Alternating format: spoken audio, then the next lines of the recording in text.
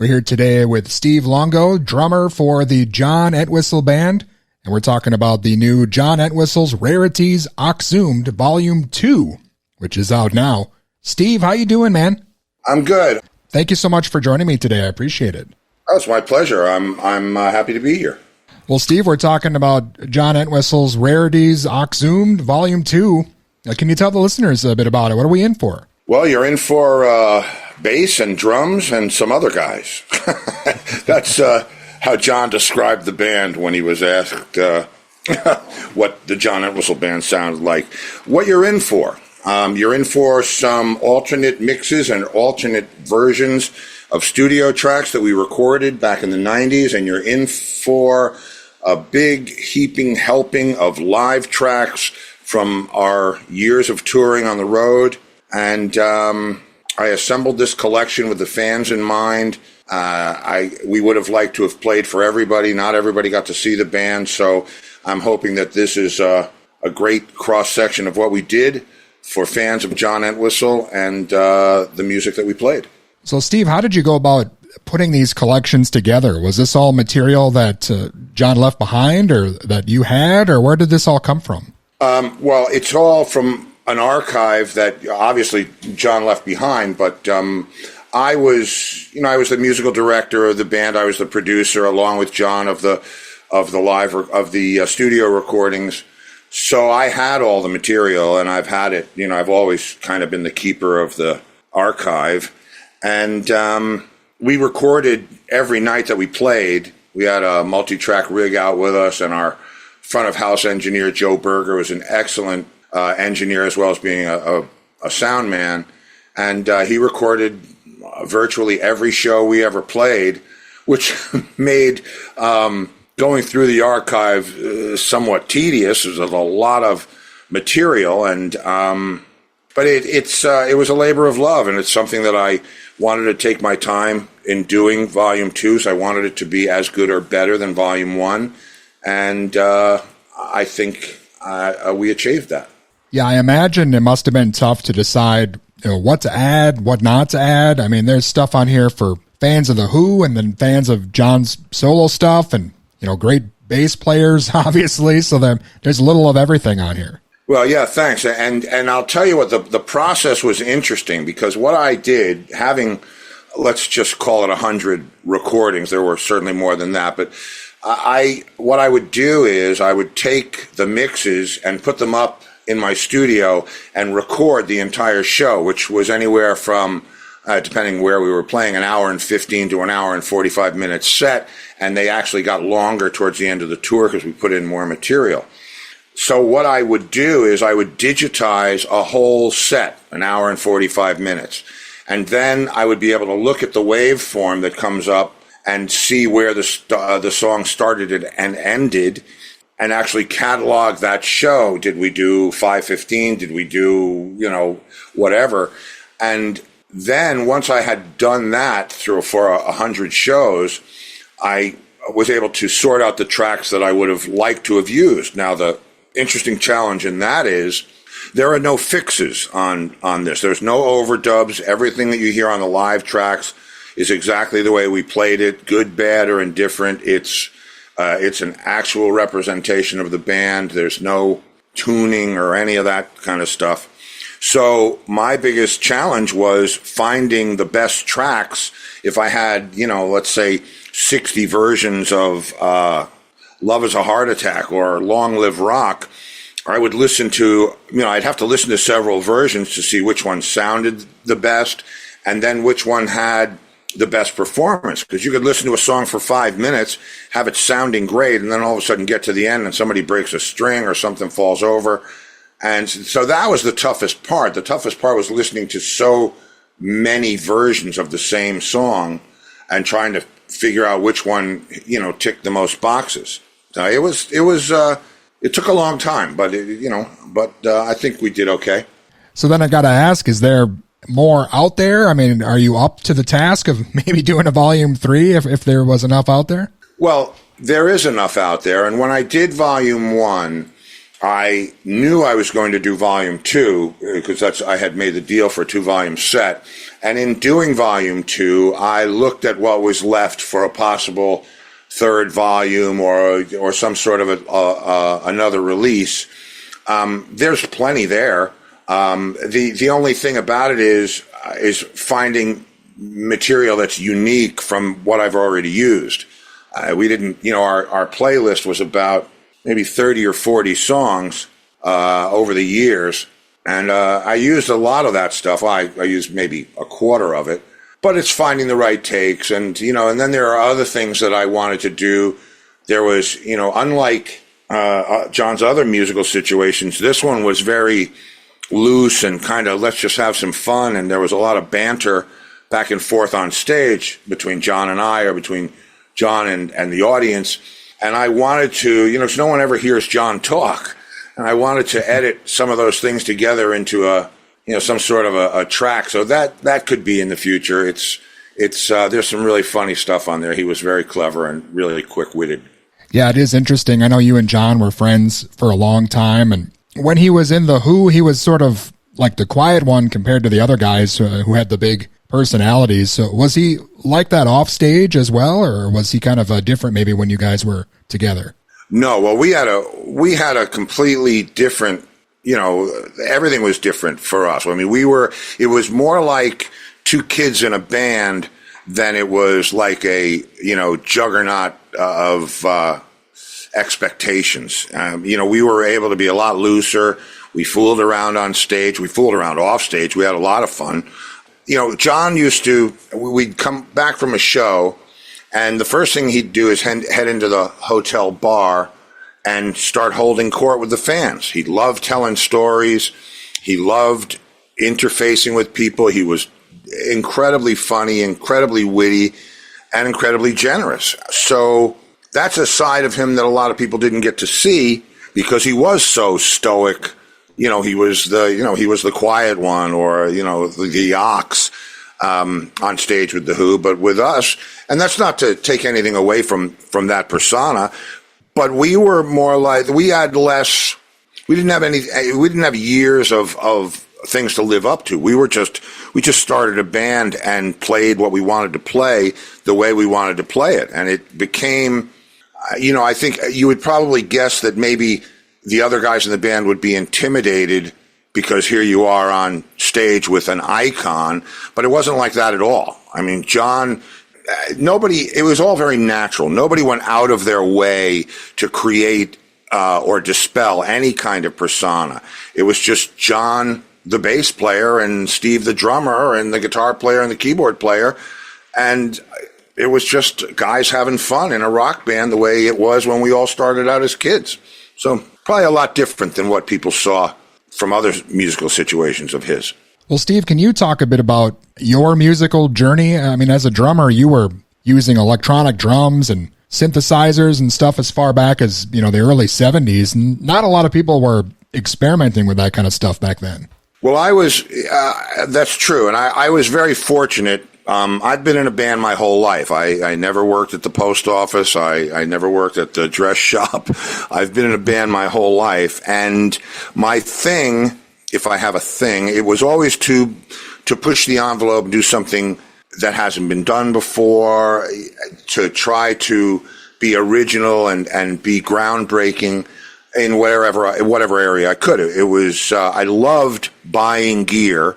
And luckily, from a very young age, I was in a successful band called Squier from New York, and we made stupid money for teenagers. So I was able to go out and buy every toy and everything that I could have ever wanted. And I remember being in Sam Ash one day, early 70s, maybe 70, 71, and they showed me this thing called a Moog drum. And it was like a little tom-tom with a wire coming out of it, and it had some weird cables and stuff. And I said, "What is this?" And they said, "It's a prototype from Bob Moog of the Moog drum." And I said, "Well, what do you do with it?" And they said, "You plug it into a mini Moog," which we had in our band. We had 2 mini Moogs. And so I said, "I need to have this." And as it turns out, they never, as far as I know, they never went into production. And the only 2 people that had them were Billy Cobham and myself. Billy used his on the Crossroads Crosswinds. I can't, whatever album, on one of his solo albums, I think it was Crosswinds. And I used mine in my drum solo, and I just fell in love with the fact that I could create a new sound from a drum set, because drums have been sounding the same way forever since we started thumping on logs. And it was just cool, and it kind of made people pay attention, and I was able to, get somewhat theatrical with it. And I was always looking for that, as synth drums progressed, I progressed with them. I never used them instead of my acoustic set. I used them in conjunction with my acoustic set. And they became kind of a signature. The electronic percussion became a signature for me. So the nice thing about Rarities Squier was we played together for decades, and we were able to experiment and do all sorts of new and different things. And I was able to just expand and experiment, and I had a great platform. I was playing with three of the most talented musicians you could ever want to play with, and I had license to do whatever I needed to do. So if I needed a gong or chimes on stage or whatever it was, I had the opportunity to do that. And because we played 300 nights a year for decades, it was just every night you got to try something new or do something new. And then, when I met John in the late 87, we sort of got on because he was the same way. The guys in the Who used to say we would wait to see what the new John Entwistle rig would be like when that showed up. And that was, something that we had in common. We liked experimenting with gear. We liked pushing the envelope, and we got on really well. It was just a commonality that we had. And, I was lucky to have all that opportunity in that early success with Rat Race, and that carried over into Entwistle. And, I was blessed and fortunate to have that kind of a platform to experiment and expand on. And that's all impressive in itself, but then when you kind of look at the other people you've played with over the years, I saw Jack Bruce and, Brian Johnson from AC/DC and Billy Squier and Robin Zander. I mean, you've played with a list that's too long to go over, but a lot of greats you've shared the stage with here. Yeah, and it's true. And each one of those situations, Robin Zander, for instance, is a great guy. And we became friends over the years, and because he's a neighbor in Florida. And when Cheap Trick, Robin was in his late 50s when we started hanging, mid 50s maybe. And Cheap Trick wasn't playing that much. And it's funny because it's the same kind of thing with Entwistle. Entwistle wanted to play more than the Who would go out. They'd go out for a couple of weeks or a month or whatever it was. And John wanted to be out as much as he could be. And the same thing with Robin, only Robin's need to be out there was to keep his voice in shape.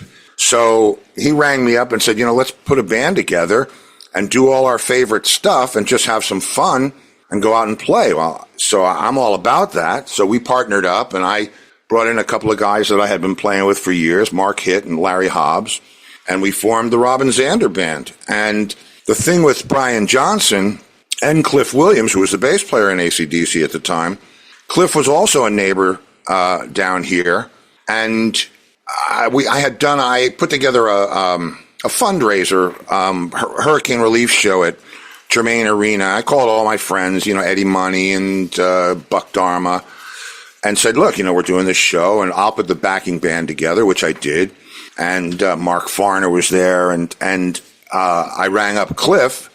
Somebody said, Cliff would probably want to do it. Somebody from the radio station. They gave me his number. I called him up. He said, yeah. And so we all played.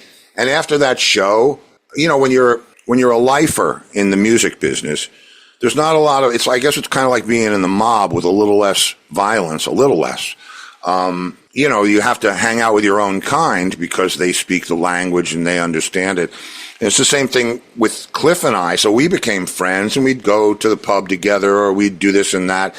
And I could tell, because AC/DC hadn't toured or done an album in 6 years, I could tell he was itchy. And I said, man, if you ever want to jam, my guitar player has a room in my house. I can, he's in New York. I can bring him down anytime. And he said, well, my singer, referring to Johnson, lives in Sarasota, and, I could get him to come down. So Mark Hitt and I wrote a bunch of backing tracks in my studio at my house. I had a nice studio where we could create, and we played the tracks for Cliff, and Cliff loved it, and he wrote some bass parts. And he called up Brian, and Brian said, I'll be right down. And he drove down from Sarasota. And Brian and I sat, I produced the sessions in the studio, and Brian and I sat and wrote lyrics together. And the thing about Brian is, again, terribly clever, but in a completely different way from Entwistle. I mean, just has that whole AC/DC, Back in Black, for those about to rock. That's his whole thing. And he's great at it. So he had a notebook filled with, ideas of lyrics. And I thought, well, I didn't know those guys. And I didn't really have any experience with them. And I was unsure what the creative process was going to be like. And it was as pleasant as you could ever want it to be. And we wrote some great, great stuff. The only thing was AC/DC all of a sudden decided, well, we better do another tour. So those sessions gave way to the Black Ice tour, and fitting because it's a world-class band loved by millions and millions of fans, and so our thing just kind of is in the can. So maybe after they're done, I'll get to put it out, but. A great experience, writing and recording with those guys, just fantastic. And they gave me the license and the latitude to do, whatever I needed to do in the studio as a producer. And, I can't say enough about those guys. That was an amazing experience. And, I played with Leslie West as well. Mountain was one of my favorite childhood bands. I used to get up in the morning for school and listen to Never in My Life to kind of get my mojo working, because school was not my favorite thing. And years later, to tour with Leslie around the world and open every night with that song, it's a dream come true. So it's, but on one hand, it felt very natural and like exactly where I was supposed to be. And on the other hand, it was like, well, how did I get here? Yeah, it is incredible, all the work you've done over your career. And again, the new Rarities Oxhumed Volume 2 is just out here. Is there anything else maybe coming up, or, music or art or anything we should be watching out for? Well, art-wise, I've been a visual artist as long as I've been playing music. It goes back to single digits, 4 or 5 years old. And so I actually, between tours, I would paint and do this whole thing, and I got one thing led to another, and I wound up doing a very high-end bespoke fashion line called Steve Luongo Designs, and I do these. I turn my artwork into shirts, very expensive shirts, but they're limited editions. There's only 20 per size, because I wanted it to be like a limited edition art print that you could wear. So I'm getting ready to do another collection of that. And then I have a new project. I call it the Steve Luongo Project, because I've combined all of the different areas of my life, the art, the music, and put them together into this presentation. I don't want to call it a lecture series, because it just has it's more like a TED Talk. And I open the performance with visuals, whether it's me playing with Jack Bruce or John or whoever. And then I give a talk, and the talk is really about following your passion at the same time that you have to reinvent yourself in order to stay engaged with your passion. For me, as a drummer, it's not like you go down to unemployment and say, hey, I'm a drummer, I need a gig. And if the gigs aren't there, you have to create your own work. So, which I did, and luckily and happily. But the idea is, if you want to live your life with joy and fulfillment, you have to do something that you love. Doesn't mean that that's always going to be fruitful, but it does mean that it's always going to be rewarding. So if you continually keep your eye on your skill set, whether you're a welder or a builder of cars or a photographer, if you constantly keep that in your mind's eye and pursue that, you'll find your way through your life with a lot more joy, which is what I did. I mean, I didn't go from one band to another. There were times of musical drought where I had to invent another way for myself to make a living, whether it was the fashion line or whether it was doing, I was at the forefront, luckily, of electronic percussion online. So I was able to do studio sessions around the world. And, it's just a matter of, look, a lot of it is luck, a lot of it is karma, but a lot of it is devotion to your skills and not being willing to compromise. So the point of that is, I put this new trio together. I guess we call it the project. And we do all the music that I did throughout my life with Leslie West, with Jack Bruce, the Cream stuff, John stuff, Hendrix, that type of thing. And that performance happens at the end of the talk, which is, interfaced with question and answer. It's kind of like hanging out at my house. I love to tell stories. I love to share experiences or insights with people, and I love to play. So I got an opportunity to put all those things together into this project, and that's what's coming down the pike. We're booking appearances for that now, and I look forward to doing that this fall and into the winter, and that's what's ahead. Excellent. Steve, it's been great speaking with you, and I'm excited for all the stuff you got coming up here, and of course, Volume 2, maybe Volume 3 down the road. Thank you so much for your time again. I appreciate it. It was my pleasure, man, and anytime you ever want to reach out, you know how to find me. I'm happy to tell you a story or let you know what's going on, and I appreciate you helping us get the word out. All right, my pleasure. Thanks a lot, Steve. All right, thank you. Take care. And again, that was Steve Luongo from the John Entwistle Band, and the new John Entwistle collection, Rarities Oxhumed Volume 1 and now Volume 2, are available now.